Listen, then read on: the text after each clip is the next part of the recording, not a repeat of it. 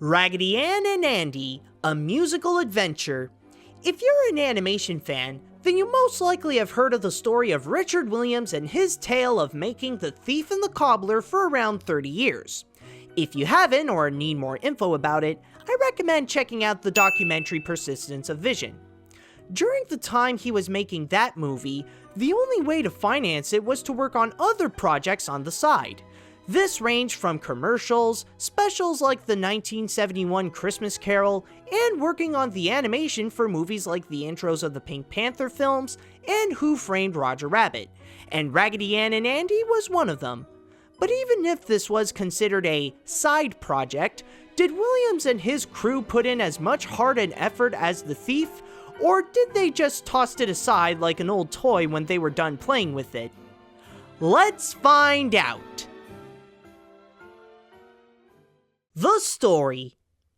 There is a huge difference between the first and the second half of the movie. When the film starts, it seems like your typical Living Toys setting, mostly to set up the characters and bring the goal of the film to save Babette from kidnapping pirates. Seems rather simple and nothing too out of the ordinary, but then comes the second half after the camel joins the ragdolls and, well...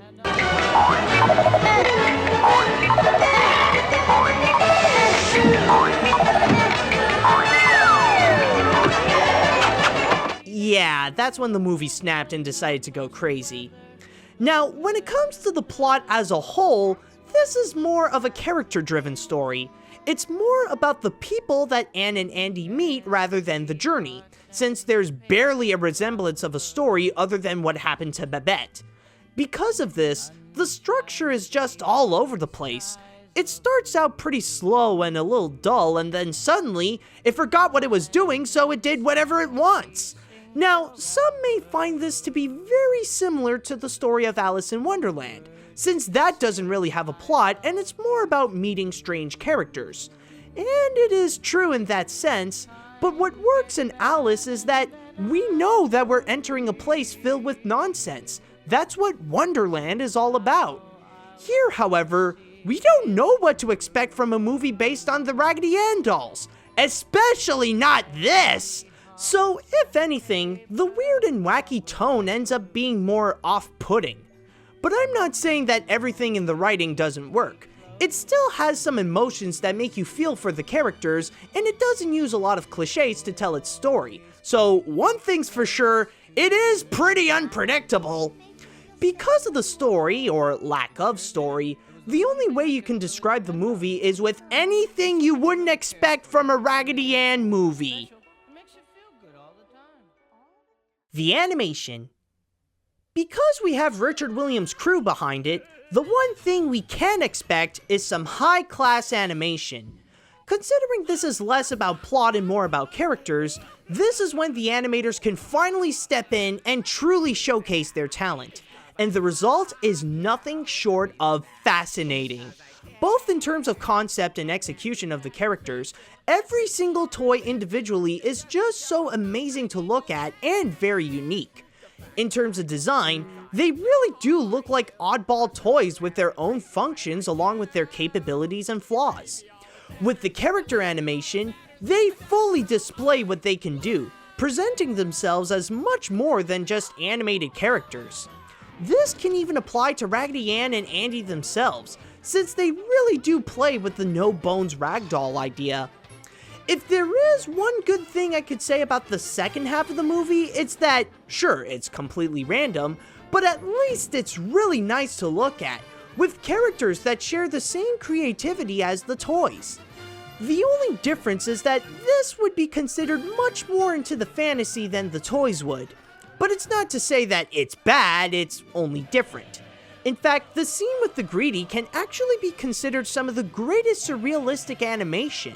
Welcome to the Taffy Pit. What sort of place is this? The Taffy Pit is my domain.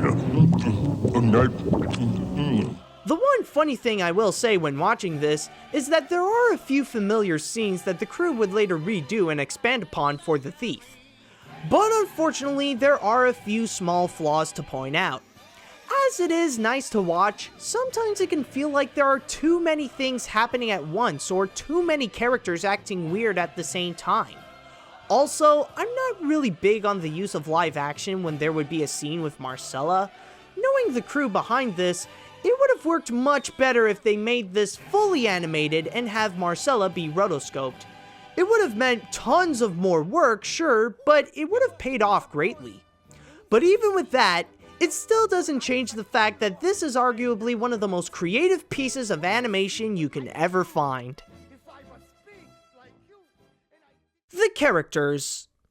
I'll start off by saying that with this kind of film, the characters don't really have any form of complexity in them, or even feel human per se. They have to rely purely on their design and personality in order to bring their own charm.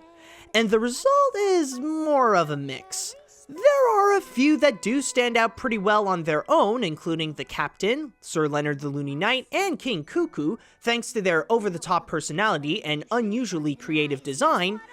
But for the most part, a lot of them come out as either forgettable or just plain generic. Silence, you imbeciles! I'm surrounded by idiots. The saddest part about this is that the ones who fit the most in this category is actually our stars, Raggedy Ann and Andy. They just pass off as the bland, good-hearted protagonist, while Andy is just a bit tougher in his attitude. That's it. Surprisingly enough, Babette is actually the one exception in all this. She's actually the only one who goes through a development, making her much more than a damsel in distress. Technically, you can also count the camel with the wrinkled knees in this case, since he does have a goal of following the Mirage camels to his way home. But then there's another important factor that's also a mix with the characters, their purpose. Sure, there are a few that are useful in the toy world like Maxie Fix-It and Susie Pincushion, but in terms of the plot of rescuing Babette from the pirates, only a selected few actually have a point to the film. For the most part, some characters like the Greedy and some of Marcella's other toys are just filler. Also, and this may vary to some people, there can be some characters that are probably a little too weird, even by the movie standards. What's in the box? What's in the box? Oh, trust me, I'll get to them later. The majority of the characters are easily forgettable, but you will leave with a few favorites. The songs. One really interesting note about this is that the songwriter of the film is actually Joe Raposo. Some of you may recognize him more for his memorable songs he did for Sesame Street, including such classics as C is for Cookie and Being Green. In this movie, however, you won't find his best works here. Yeah, funny enough, the songs are actually the weakest element of the film, mostly by how slow and bland they are. Musical numbers like I Look and What Do I See, I'm Just a Rag Dolly, and Candy Hearts and Paper Flowers really puts the movie into a halt, and after a while, they start to sound a bit the same. I'm just a rag dolly, happy and smiling all day, looking out with two brand new shoe button eyes. Here's what appears to me. I see lots of pretty and a lot of happy. Candy hearts and paper flowers. You can tell that it tries to put this Broadway tone with how these scenes set themselves up, but they're really not that exciting, and some are so generic that they feel like they're just meant to fill in time. However, there are a few notable exceptions in this. There are those that actually pick up the tempo to make it more interesting, like the pirate song or No Girl's Toy. So squeeze me, tease me, say I'm your own, but I'm no girl's toy. Oh, charm me, chase me, follow me home. Forget it, sweetie. And then there are those that have a unique reason for being more noticeable. I Never Get Enough and Because I Love You on their own would just be categorized in the generically forgettable songs, but because of the crazy animation happening at the same time, it gives it a reason to stand out from the rest. So... Where'd you go? Where'd you go? Oh yeah, them. Technically, their bits aren't really a musical number per se, but every time the movie cuts to them, they always burst out in this song and dance routine that only lasts for seconds, and then it goes back to what everyone else was doing. It just feels so pointlessly random, and I can only guess it was done that way because the animator wanted to show off. There might be a few songs you'll come out enjoying, but for the majority of them, they're the most forgettable part of the film.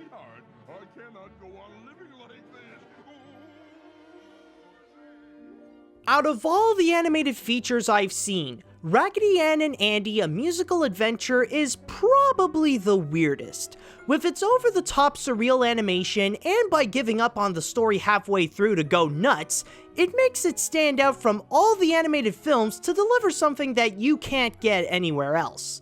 But unfortunately, that's all there is that's memorable about it. Everything else in the film is just so dull and generically executed that it also makes the film kind of boring. But does it make it a bad film? Not really, no. The animation is still undeniably great, and you will leave with a favorite character or two.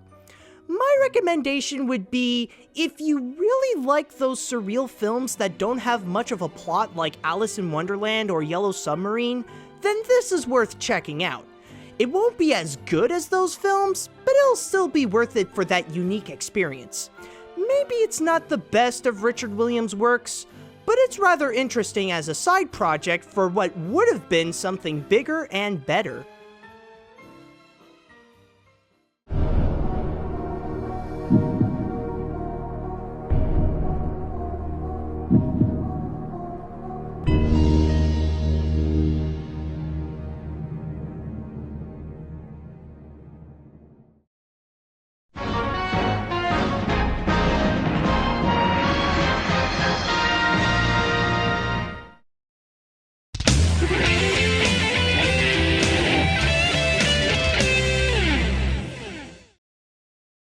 Hey guys, this is AniMat. Now, when I said that this is one of the weirdest animated features that I've ever seen, I don't just mean that because of all the craziness that happened on one end. It's actually because of the balance. Now, you have one side that's pretty much all the weird things that happen with the Greedy and King Cuckoo and all that stuff. But then you have this other aspect that's like very easy to forget. It's dull, it's boring, like some of the characters and also the songs and stuff like that. But the one thing, like, we can all agree, they're pretty much polar opposites, yet they're both here meshed up together in this one crazy and weird animated feature. And I think that's really the reason why it's weird, because, well, it's kind of a good thing, because it's rather unique. It's a guarantee that you'll never get this experience in any other animated feature. I can guarantee you that. But the one thing that I can most certainly be sure of is that this is actually an improvement from last time. I'm actually much more happy to be in the insane and wacky world of Richard Williams rather than last time when I was in Labby's hell. Just saying. But anyways, now that I got that done, I just want to say that if you guys recall in my last review, I pretty much announced the 2 upcoming reviews that I would be doing. One of which being this one, Raggedy Ann and Andy: A Musical Adventure, and also another Patreon request by Luna Jackson. So, I'm not going to be doing anything just now. I'm not going to be announcing any more upcoming reviews in this one. But it'll be a guarantee that in the next one, I will be picking something from the animation hat. Just you guys wait. So, if you guys want to be like Luna and you want to go and support my work and get some awesome rewards on the side, then all you have to do is go to patreon.com/animat. But also, if you guys would like to suggest an animated film you would like me to review and put in the animation hat, then all you have to do is write me an email at animatsreviews@gmail.com. But anyways, now that I got all that done, okay, so admittedly, some of you guys did actually guess what the next review would be. So for those of you that still didn't get it, just a little bit of a reminder. Now, honestly, I've never really played any of these detective games and stuff like that. The closest I've been was pretty much LA Noire and stuff like that. But anyways, one of these detective games actually has an animated feature, so maybe if I watch that, just maybe I'll actually get an interest in this. I know I've pretty much repeat what I said last time, but again, this is just a little reminder of what's going to be coming up. The reason that is 'cause I love you. The reason that is 'cause I care. And every mad invention I bring to your attention is just to show how much I need you there. The fact that